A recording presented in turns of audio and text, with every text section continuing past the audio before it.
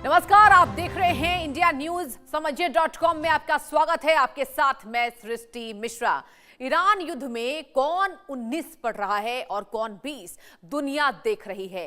एक तरफ युद्ध को लेकर ट्रंप घिरते जा रहे हैं तो वहीं दूसरी तरफ ईरान को भारी नुकसान का सामना करना पड़ रहा है। लेकिन दुनिया परेशान है, कहीं एलपीजी तो कहीं पेट्रोल डीजल जनता और सरकार का तेज निकाल रही है। अब युद्ध की वजह से कई देशों में महंगाई से हाहाकार मचा हुआ है। खाड़ी देशों में भी समझ लिया है कि वो ट्रंप की वजह से फंस गए हैं। इस तरह सबके निशाने ट्रंप आ गए हैं। माना जा रहा है कि ट्रंप की मुश्किलें बढ़ने लगी हैं और बढ़ने वाली हैं और उन पर हमले तेज होने वाले हैं। अब ऐसे में पहला सवाल कि 19 दिन बाद आखिर ईरान युद्ध किधर जा रहा है।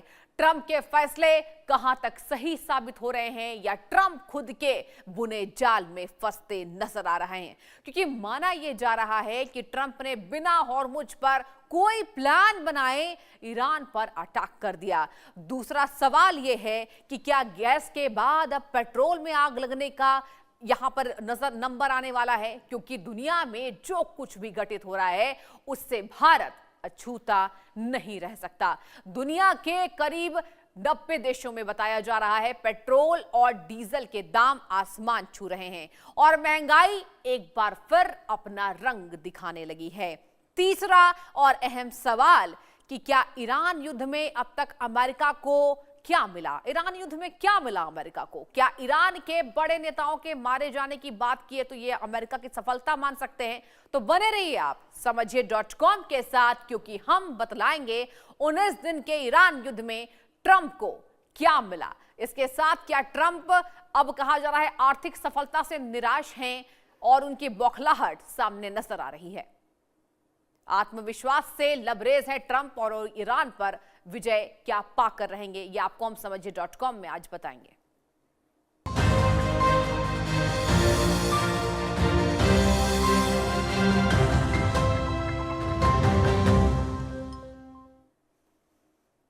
और चलिए अब बताएंगे खबर क्या है। ईरान युद्ध पहले से भीषण हो चुका है। ट्रंप की बॉडी लैंग्वेज में बदलाव साफ दिखाई दे रहा है। हॉर्मुज पर ट्रंप की नाकामी की चर्चा तेज हो गई है। ईरान युद्ध को लेकर ट्रंप पर हमले लगातार बढ़ रहे हैं। अब पेट्रोल और डीजल ने दुनिया की चिंता बढ़ा दी है। 90 देशों में पेट्रोल डीजल को लेकर हाहाकार मचा हुआ है, जिससे युद्ध और लंबा खिंचा। तो महंगाई से दुनिया जरूरी तौर पर कहा जा रहा है कि परेशान होगी, क्योंकि ये युद्ध में जिस तरीके से लगातार ये हाहाकार है, कई देशों की आर्थिक नुकसान पहुंचने की खबर भी सामने आई है। इसके साथ आपको जानकारी हम देंगे कि ईरान युद्ध के 19 दिन हो चुके हैं और अब कौन किस पर भारी पड़ रहा है, ये सवाल चर्चा के केंद्र में है।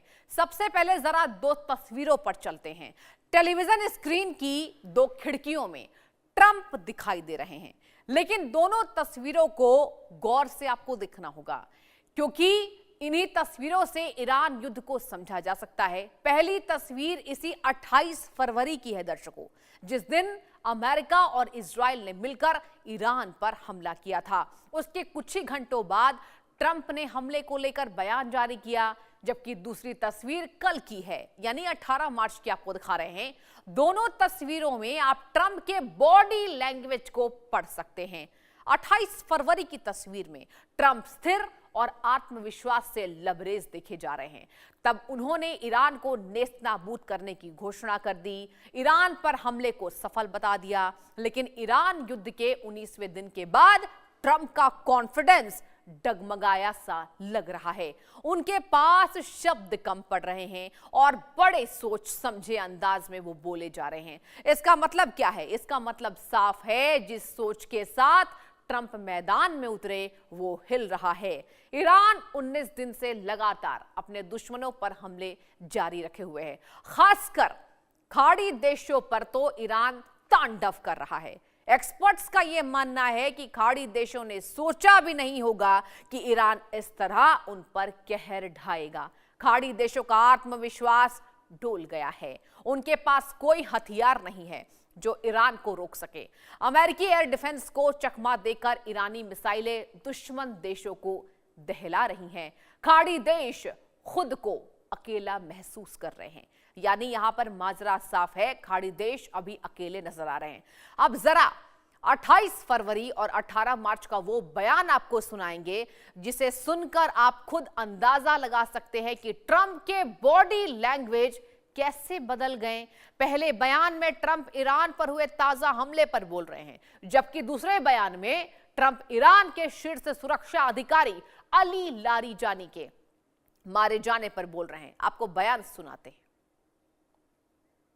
Short time ago, the United States military began major combat operations in Iran.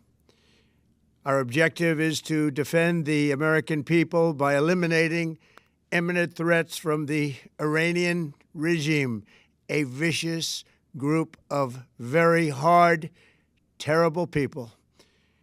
Its menacing activities directly endanger the United States, our troops, our bases overseas, and our allies throughout the world. The top person was, they say, a lot of people say their actual top was killed yesterday, along with somebody else who was responsible for the killing. The man that was responsible for the killing of 32,000 people over the last 2 weeks, he was in charge of the killing of protesters.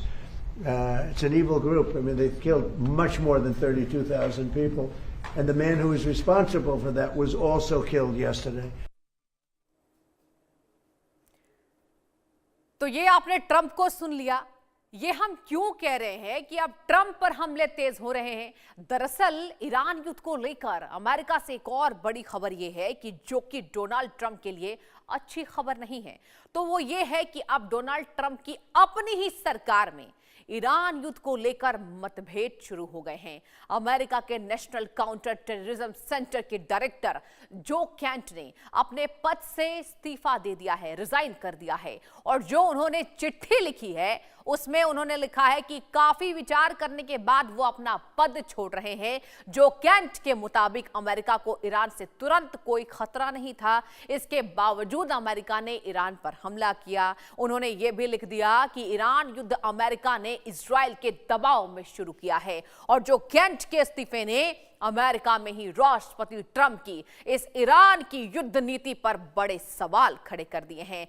जो Kent director of national intelligence national counter terrorism centre के director हैं।